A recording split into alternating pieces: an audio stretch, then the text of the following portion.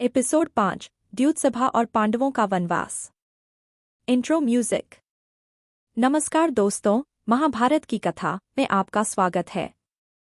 मैं हूं लोफीजिया और आज के इस 5वें एपिसोड में हम बात करेंगे महाभारत की सबसे नाटकीय और हृदय विदारक घटना के बारे में, जो है द्यूतसभा का खेल और पांडवों का वनवास। इस घटना ने न केवल पांडवों और कौरवों के बीच की प्रतिद्वंद्विता को एक नया मोड़ दिया, बल्कि यह महाभारत के महान युद्ध का भी प्रमुख कारण बनी। द्यूतसभा का षड्यंत्र। द्रौपदी के स्वयंवर और राजसूय यज्ञ के बाद कौरवों के मन में पांडवों के प्रति जलन और द्वेष की भावना और भी गहरी हो गई। विशेष रूप से दुर्योधन, जो पांडवों की सफलता और प्रतिष्ठा से बेहद नाराज था, ने पांडवों को हराने और उन्हें उनके राज्य से वंचित करने के लिए एक षड्यंत्र रचा। इस षड्यंत्र में उसके मामा शकुनी ने उसकी मदद की, जो जुए में निपुण था और चालाकी से अपने विरोधियों को हराने में माहिर था। दुर्योधन ने शकुनी के साथ मिलकर पांडवों को जुए के खेल में फंसाने का निर्णय लिया।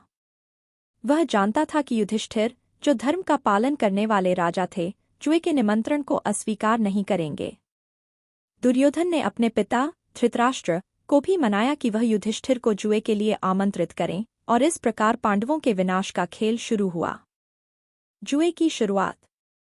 युधिष्ठिर को जब द्यूतसभा के लिए आमंत्रित किया गया, तो वह इस प्रस्ताव को ठुकरा नहीं सके। धर्म के पालन और शिष्टाचार के कारण उन्होंने जुए के खेल को स्वीकार कर लिया, हालांकि वह इसके परिणामों को लेकर चिंतित थे। शकुनी, जो चालाकी में निपुण था, ने कौरवों की ओर से खेल खेलना शुरू किया। युधिष्ठिर, जो अपने भाइयों और राज्य की प्रतिष्ठा को बनाए रखने के लिए खेल रहे थे, एक-एक करके अपनी संपत्ति और राज्य को दांव पर लगाते चले गए। शकुनी की कपटपूर्ण चालों के सामने युधिष्ठिर असहाय हो गए और धीरे धीरे उन्होंने अपना सब कुछ खो दिया।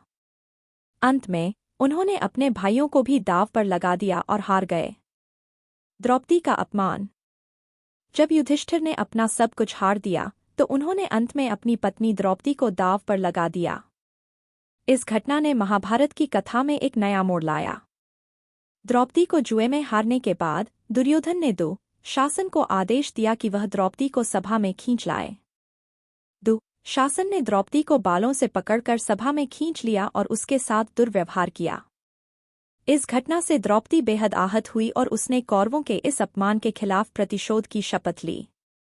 सभा में मौजूद भीष्म, विदुर और अन्य बुजुर्ग भी इस अपमान से दुखी थे, लेकिन वे कुछ भी करने में असमर्थ थे, क्योंकि युधिष्ठिर ने द्रौपदी को जुए में हारकर अपनी संपत्ति के रूप में खो दिया था। जब शासन ने द्रौपदी का वस्त्र हरण करने की कोशिश की, तो द्रौपदी ने भगवान श्री कृष्ण का आह्वान किया, जिन्होंने उसकी लाज बचाई और उसकी साड़ी को अनंत रूप से बढ़ा दिया। इस घटना ने कौरवों और पांडवों के बीच की खाई को और भी गहरा कर दिया। पांडवों का वनवास। द्रौपदी का अपमान और पांडवों की हार के बाद धृतराष्ट्र ने द्रौपदी से माफी मांगी और पांडवों को उनका राज्य वापस देने का निर्णय लिया। लेकिन दुर्योधन और शकुनी ने पांडवों को एक बार फिर से जुए के लिए उकसाया। इस बार शर्त यह थी कि हारने वाले को 12 वर्षों का वनवास और 1 वर्ष का अज्ञातवास भोगना पड़ेगा। युधिष्ठिर ने एक बार फिर जुए के खेल को स्वीकार किया और इस बार भी वे हार गए। परिणामस्वरूप पांडवों को अपना राज्य छोड़कर 12 वर्षों के लिए वनवास पर जाना पड़ा। साथ ही उन्हें 13वें वर्ष में अज्ञातवास भी करना था, जिसमें उन्हें पहचान छुपाकर रहना था। अगर वे 13वें वर्ष में पहचाने गए, तो उन्हें फिर से 12 वर्षों का वनवास भोगना पड़ता। वनवास के दौरान पांडवों की चुनौतियां। वनवास के दौरान पांडवों को अनेक कठिनाइयों और चुनौतियों का सामना करना पड़ा। उन्होंने अपने समय का उपयोग धर्म और शिक्षा के पालन में किया। इस समय के दौरान अर्जुन ने देवताओं से दिव्यास्त्रों की शिक्षा प्राप्त की, भीम ने हनुमान से मिलकर अपनी शक्ति को और भी बढ़ाया, और युधिष्ठिर ने धर्म और नीति के बारे में गहरी समझ विकसित की। वनवास के दौरान पांडवों ने अनेक राक्षसों और दुष्ट राजाओं का सामना किया, जो उनके साहस और शक्ति का परीक्षण करने आए थे। उन्होंने अपने धैर्य और शौर्य से सभी चुनौतियों का सामना किया और अपने धर्म के पालन में कोई कमी नहीं रखी। अज्ञातवास की तैयारी। 12 वर्षों का वनवास पूरा करने के बाद पांडवों ने अपने अज्ञातवास की योजना बनानी शुरू की।